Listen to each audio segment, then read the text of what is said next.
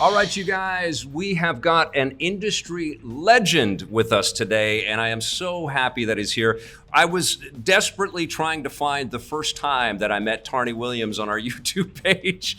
I know it's on there somewhere, but I could not find it, so we're not going to be able to run that footage, unfortunately, in this episode. But we have the man live and in person right now. Come on out, Tarrnie Williams. Welcome to the show again. I think you've been on EP like, I don't know, 6 or 7 times over there. It's been a few times. Great to see you again. Great to see you.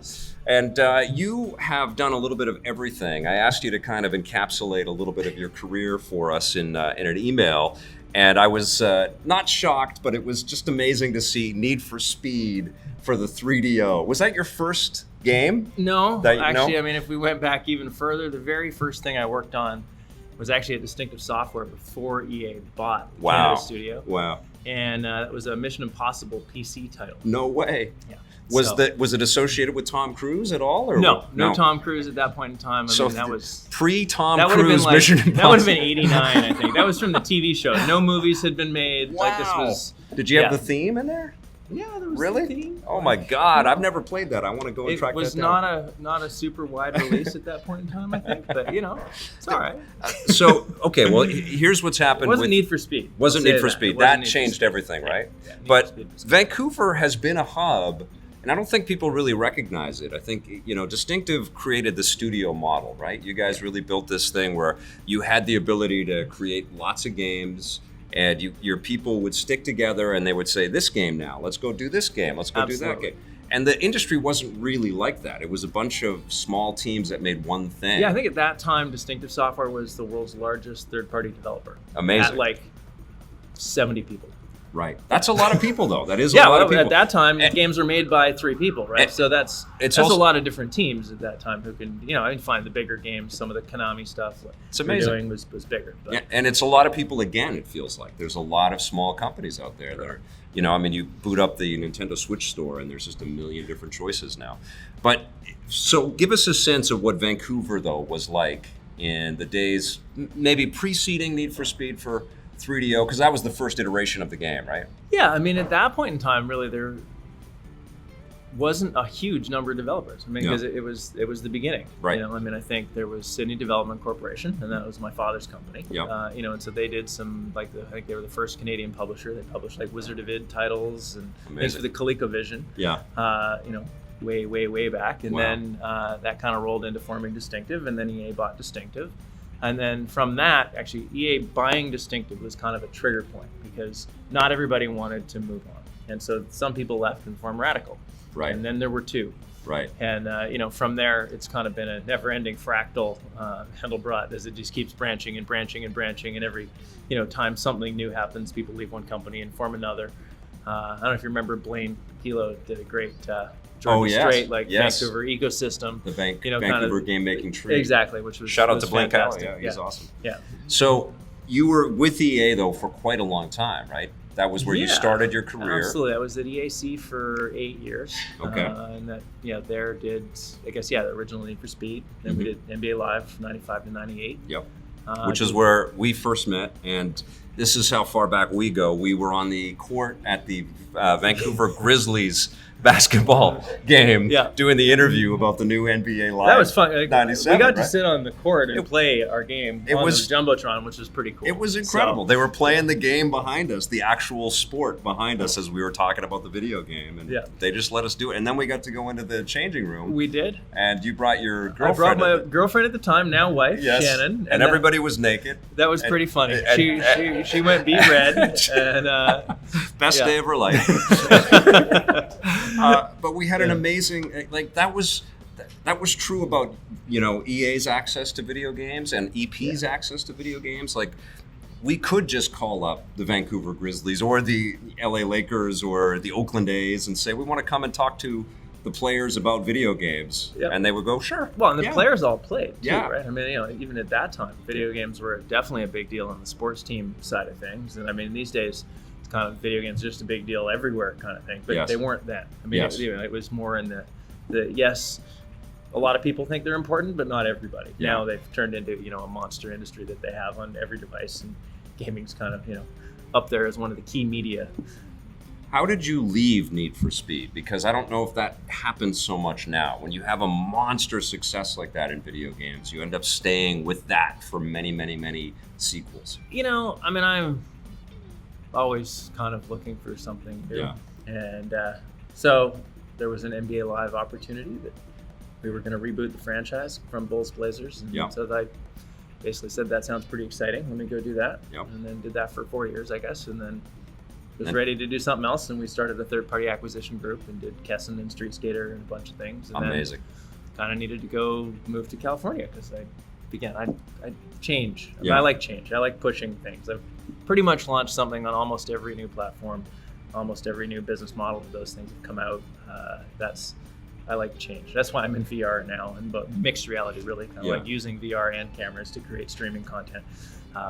Because it's new. It's, pushes boundaries. The game making, the game of it for you is the challenge of something new and a new team and a new concept and I guess, I guess part of that is for sure. Because I feel like game makers play a game as they build their game. Oh yeah, they do. Right? I mean, I love working with teams of people. So I like, and figuring out how do we make something amazing together, and that we can, put out into the world people can enjoy. And so that, I guess, is if you've done the same thing a whole bunch of times, I still love the people, but it feels to me like the challenge that I like the most is decreases after a while. Sure. And so, for me, I'm always looking for something that is a new kind of bigger challenge that invents something, I guess. I like inventing things. Totally. I was an actor in my life before EP, and I love doing all the performance stuff of it. But when I got a theater performance or a theater part, the audition was great. The rehearsals were amazing. The opening night was incredible. But then it started to feel like, okay, I've done this for a few months. I've got this, and I guess that's kind of. Yeah, I think 4 years on any given title is the most I've ever done. Right. I had 4 years on that one. I did 4 years on the Medal of Honor down in LA. Did you launch the? You didn't launch the game. Not the PS1. Okay. I launched Frontline, so the first PS2, Awesome. and then Rising Sun and European Assault. Awesome. And then again, that was about 4 years or so, and then I came back to Vancouver to be EP at Relic and do Company Heroes and some of the Dawn of War stuff. Incredible. You really do like mixing things up, don't you? Yeah. Yeah. No, then I went back to EA. So I think I have like 16 years of EA time. That was back to EA to go do EA Sports Active 2. So we built right, yeah. custom like motion tracking hardware and a light-based heart rate monitor, and probably built the world's largest database of like actual sort of heart rate data in relation to exercise at that time that had ever been created. Yep. But that was pretty fun. What's the, speaking as somebody that's done, launching your own business, the Mixcast stuff that you're working on right now, but also working with EA and watching that become this monstrous sized business, then going to a really large sized developer with Relic. I mean, how do you correlate? How do these companies and these experiences kind of differentiate from each other? I mean, in all cases, it's people, right? So, at the end of the day, you're working with a group of really smart people, because I would definitely take, if I had to solve, global challenging problems, or, to drop you on the desert island and what do you want? I'm like, I want a bunch of game developers with me, because we will solve all the problems faster and better. Yes. Because you can't find a better group of people or smarter group of people or a better problem solving group of people on the planet. Because games you're creating reality again. Absolutely. Right? We're building worlds. Yes. I mean, that's like, I've said that at some point, what do you do? I'm like, well, actually, I kind of create worlds. Yeah. Like, oh, what's different about VR? I'm like, we're just making it in a different delivery system, but we've been creating the UI, the worlds, the rules, the speech, the audio, everything since the beginning. Because you can't, if you want to really get somebody immersed in something, you can't just make the things you're going to show on the screen. You have to have the things that are not seen in the screen. You have to have the things around the edges and the behind that make what's on the screen interesting. Yeah, you got to forget. You do. Yeah, the technology is there. Yes. You have to work on this ridiculously expensive and tortuously difficult technology, and then you want the user to forget about it. And you do. You need to have blank space too. You need to have the not fill in things. Crazy. It's like, did the world get better when we knew about midichlorians? Right. No. Didn't. No, it did Nope, not. Did not get better. It got noticeably worse, actually. Yes. I don't mean to single him out. It's one of the best franchises in the world. But if you could go back in time and erase one thing, it would have been Force. I don't know. Yeah. Good. Yes. Let's keep that mystery, right? Some mysteries are worth keeping. Yes, absolutely. Yeah. Do you have a favorite? We're going to get into the VR and the mixed reality stuff that you're working on in a second here. But I pre-mixed reality, do you have a favorite project or a favorite memory of working on a project that you recall and lights you up? It's so hard to pick a favorite. I mean, because again, it's just being able to work with so many amazing people across that time and fight different battles and challenges. I mean, I don't know if I have a favorite. I mean, Company Heroes holds a very warm place in my heart, without a doubt. Yeah. And I think we built something pretty special with that title. Absolutely. We hit a bunch of benchmarks. I mean, sales were good. Ratings were incredible, and it still played today. Like many years later, and quite loved, and it still looks top notch. So that one probably is definitely up there. And you worked on Dawn of War over there as well. Dawn of War, really from Winter Assault on. Great. Dawn of War 2 was a fun one to watch. Awesome. I mean, again, we took a bunch of risks with that, and it's interesting. It's like it was not bad received on launch. It's kind of warmed up. I recently was on somebody's top 20 RTSs of all time list. I was like, I love that game. I did too. I think we did a lot of things that were actually foreshadowed in some ways. Some of the MOBA stuff and League of Legends stuff that where we were taking characters who have powers that change over a given battle and they reset each time. So there's a lot of stuff in there, and that was really before MOBAs were really a thing. So that's awesome. And so you have rooted yourself in Vancouver, but you've worked in other cities and other places. What makes Vancouver especially, open to this exploring interactive entertainment like it is and like it does?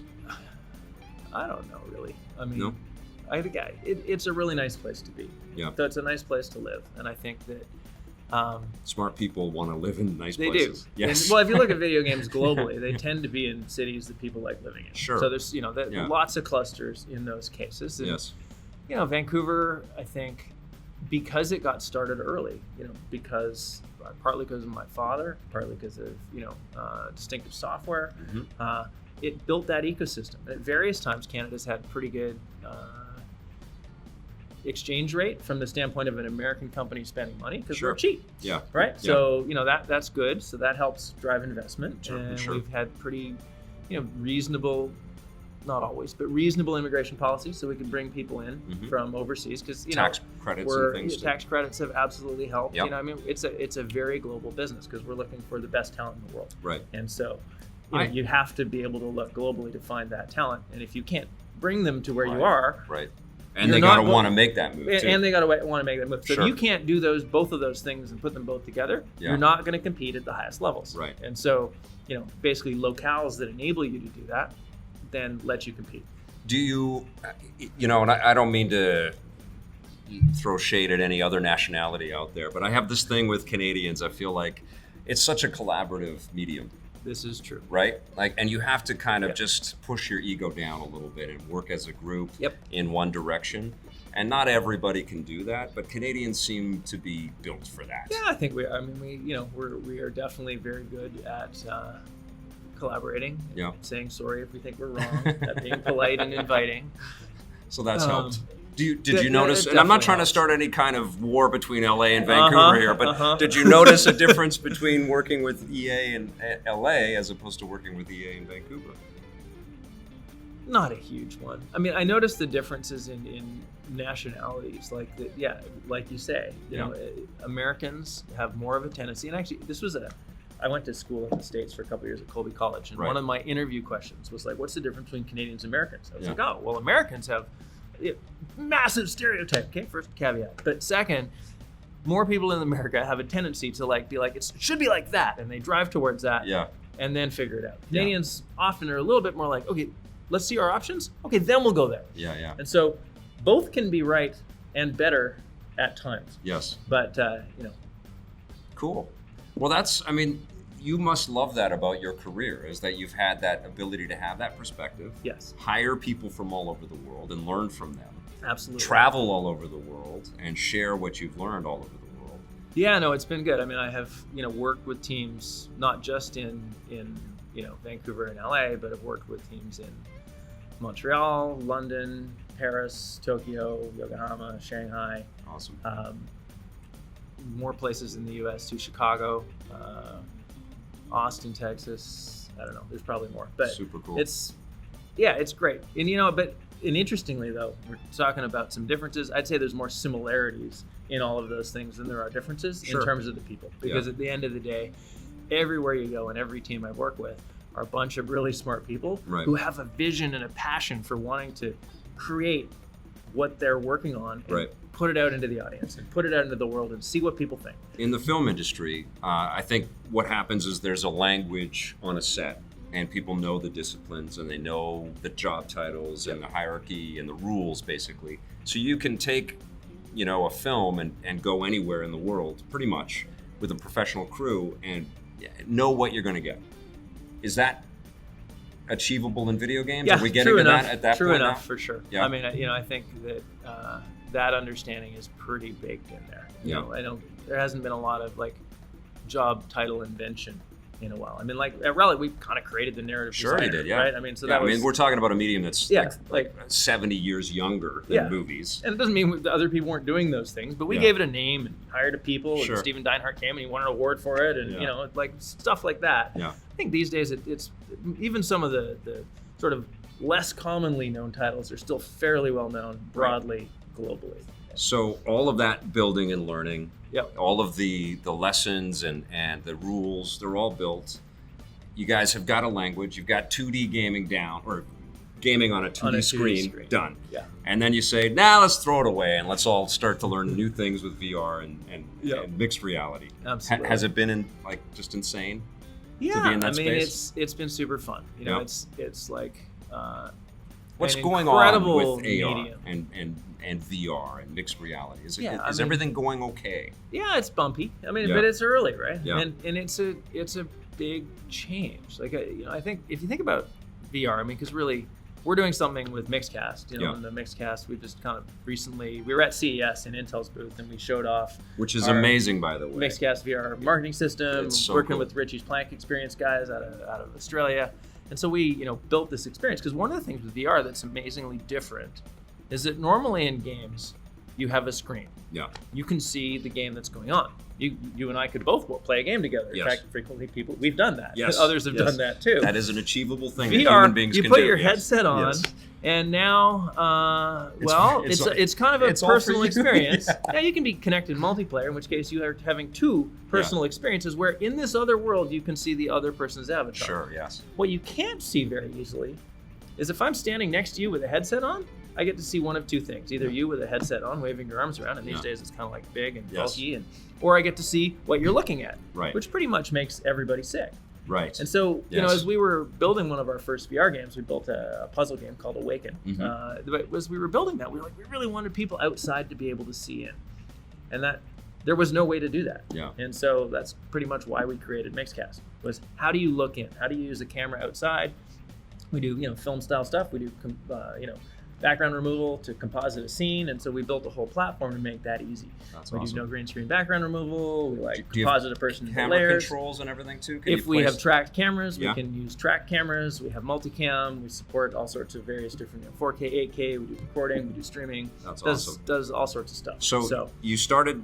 What's the name of your company again? Blueprint Reality. Blueprint Reality. You started Blueprint Reality with the idea of building games.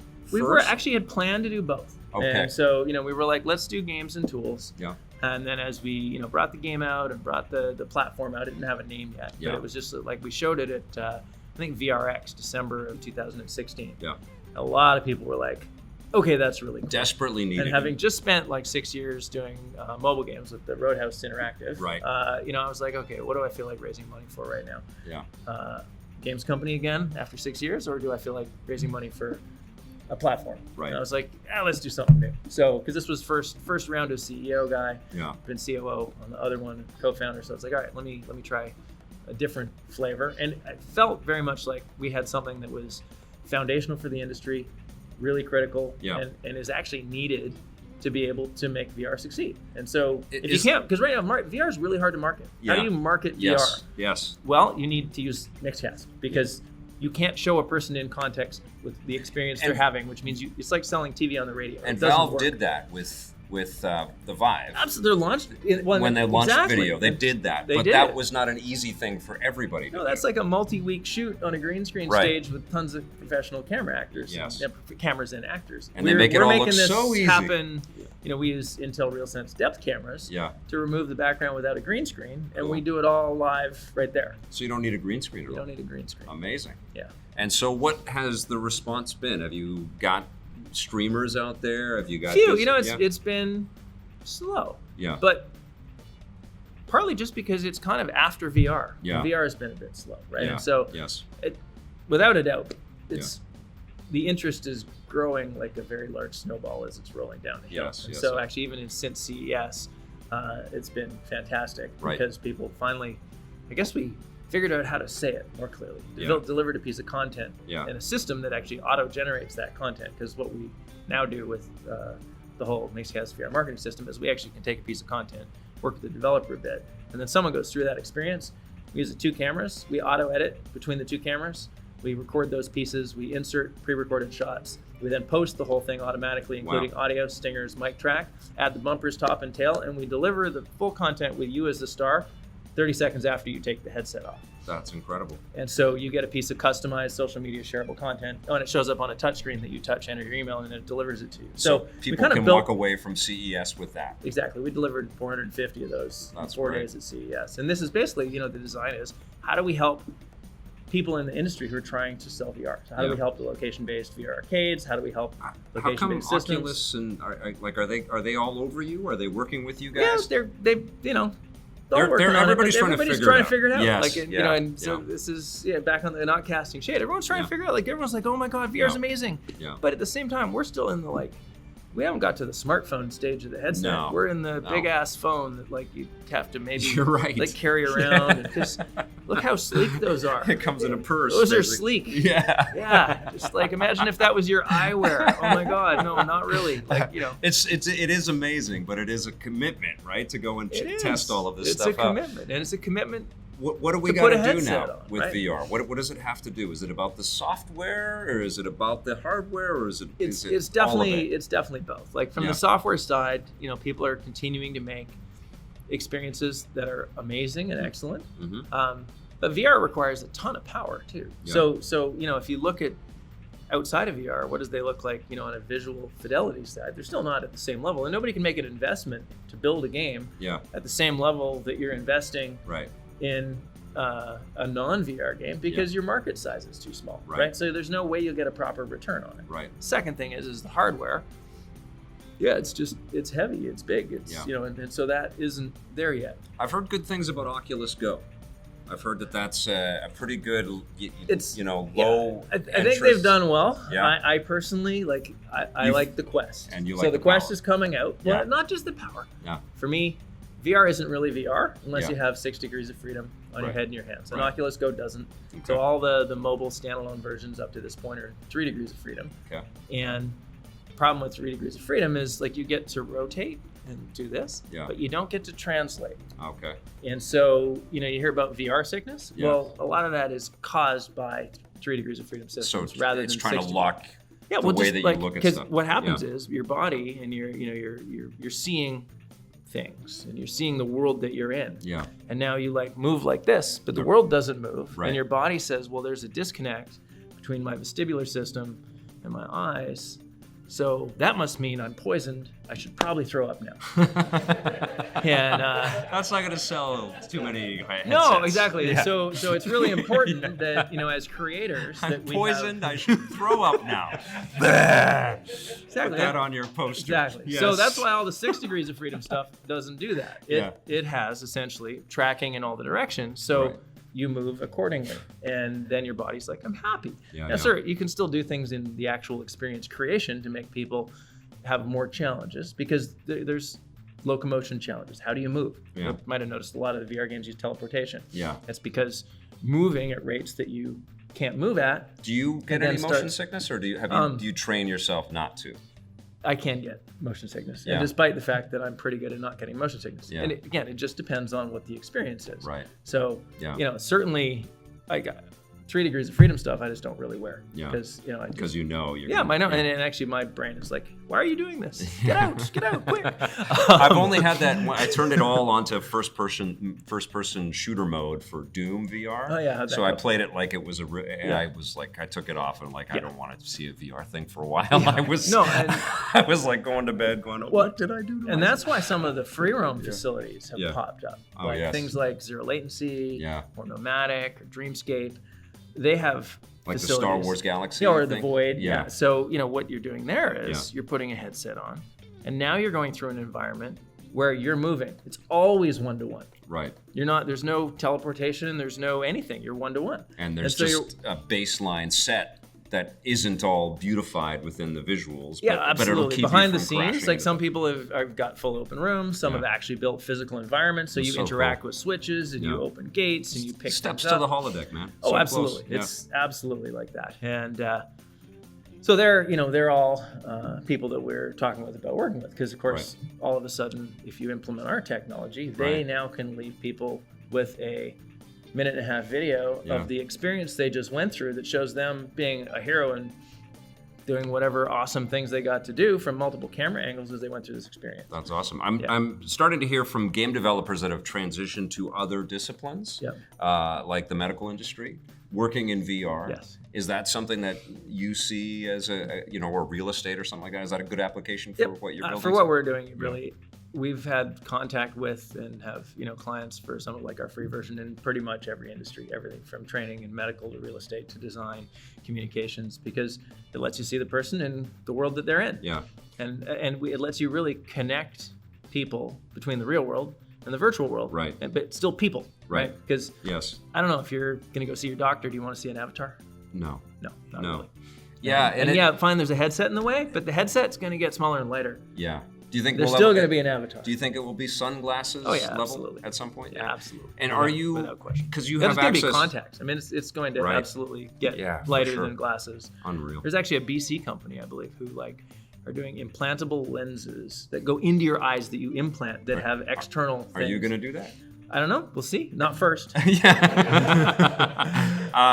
You have access to lots and lots of intelligent people that are building cool things, VR, AR.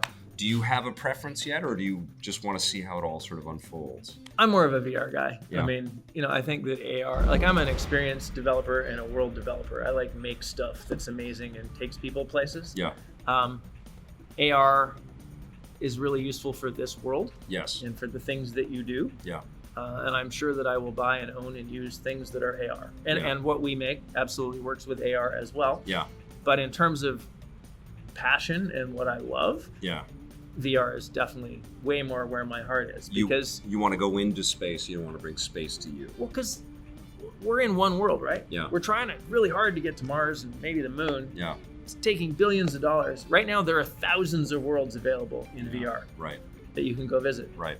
And it's just the or beginning. just games in general, right? Absolutely. And that's why games are so appealing, totally. Right? Because they take you somewhere else. They're emotionally engaging. They grab you, and you get to feel like somebody else somewhere else doing something else than what you do on a regular day. Because I'm not sure, but I think a lot of people's regular days are only okay. Yeah.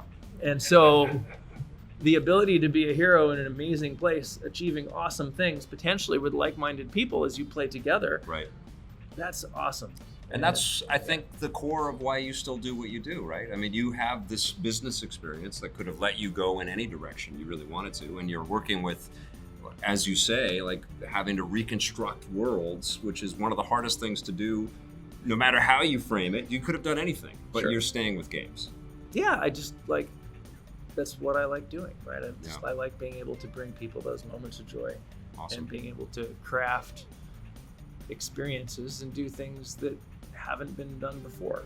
I mean, blueprint reality. Whatever I do, I kind of feel like that. I don't know. If I'm going to throw a party, it'll be good. Yeah. We're going to go somewhere on a holiday, it's going to be good. We might do it less often, but we're going to do something cool. Right. And so the same thing is in whatever media I'm working in. It's all right, how do we figure out how to make something that's new, different, cool, and pushes it? Awesome. Yeah. Do you miss the EA days? when you were working here at EA Vancouver? Do you think back on that? I spent a lot of time missing stuff. Yeah. I think I enjoyed them all. Yeah. If I miss it, I'll go, because the past is written, right? I mean, it's like, I think spoken like a game player right here. Yeah. Yeah. I guess. I mean, you can't go back to that. Yeah. So enjoy it as you can. Yes. Enjoy, learn the good things and the bad things. Take what you can and figure out what you're going to do next. Because I am curious though, if you have thoughts on the electronic arts that we all know today, as opposed to the electronic arts that you helped to build, as you were really a part of laying the brickwork for the company. I think I still have it. I saw it the other day. I have one of the $100 million quarter T-shirts. Wow. It was a Q3. So it was the first time that EA had done a $100 million quarter in Q3. It's and it crazy. was early days. Just to think about it. I mean, if they had a month now where they did less than $100 million, like every executive would have to jump off a bridge. They probably sell Command and Conquer Rivals little tanks and make exactly. I mean, $100 million is basically, if your game's not going to make $100 million, we're not doing that. Thank you. Yeah. So, do you still have a lot of friends and connections that have stayed with EA this whole time? Yeah. I mean, it's hard not to, right? I mean, they're a huge organization. It's one of the neat things about the industry is while it's very global, having worked in a number of organizations, the people you work with all move. And so I know people everywhere on the planet working at various different games companies doing interesting things. And nobody leaves. Yeah. Once they get into this business, they never leave. Oh, some people burn out. They do burn out. Yeah, some people burn out. But but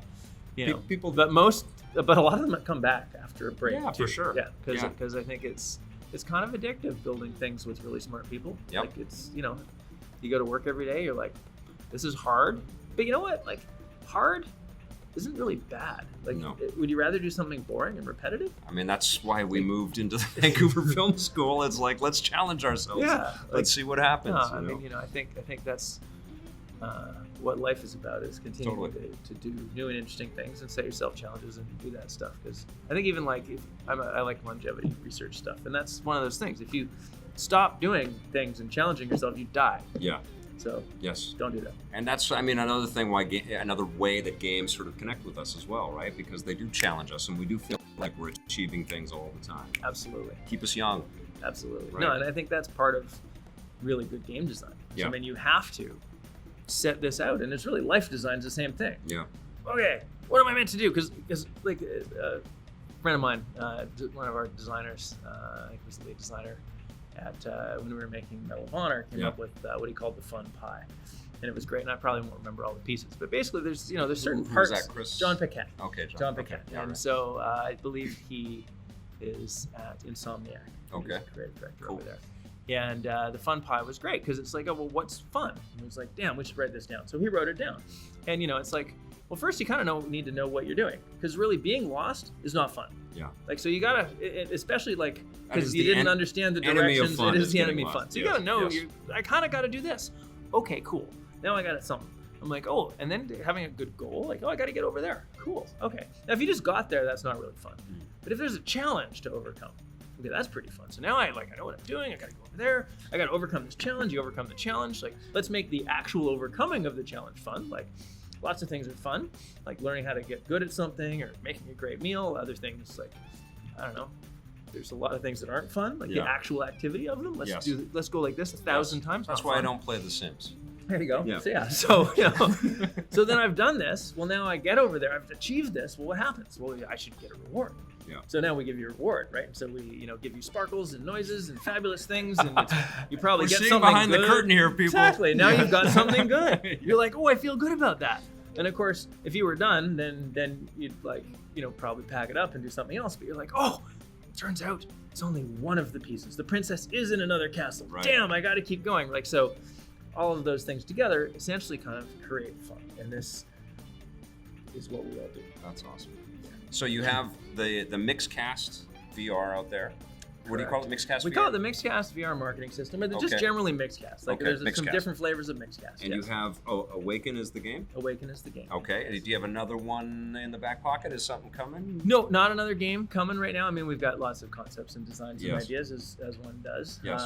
But most of the effort and focus has been on Mixcast. Should these guys make Star Wars? Make a Star Wars flying game for Electronic Arts? Yes, in VR. Yes. So can you make that, please? Have to ask them. Okay. Yeah. No, I've just been waiting for that announcement. Like, make X-Wing versus TIE Fighter. Yeah. But did you play the mini VR one? Like a million times. No, yes. Exactly. Yes. I'm ready for more of that. Yes. Yeah, I agree. Awesome. It was super fun. Amazing. Yeah, and a great way to sell stuff, which is that's the state we're in right now. We still are trying to tell people that it's cool out there, right? Yeah, because you got to overcome the fact that when you look at somebody with a headset on, you're like, no, I don't think that wants to be me. Which is why, again, Mixcast helps do that. You're like, I watch a video of you with a headset on, you're like, he's a headset on, but where is he? Yes. Oh my God. Yeah, that Valve video. He's like running around shooting Stormtrooper. He's gonna fight Darth Vader. Yeah. Wow, okay. Yes, actually, I would do that. Yeah. I'd like to do that. How do I get in there? Yes. Oh, you have to put the headset on. Yeah, I'm sure. Okay, fine. I'll get over that part, and now I will try this thing. That Valve video sold tons of bots when it first came out. Yeah. All right, you guys, that is my friend Tarrnie Williams. As you can tell, this guy has done a little bit of everything, and it's always phenomenal to have you on the show. You as well. Thanks for having me. Thank you. Thanks for watching.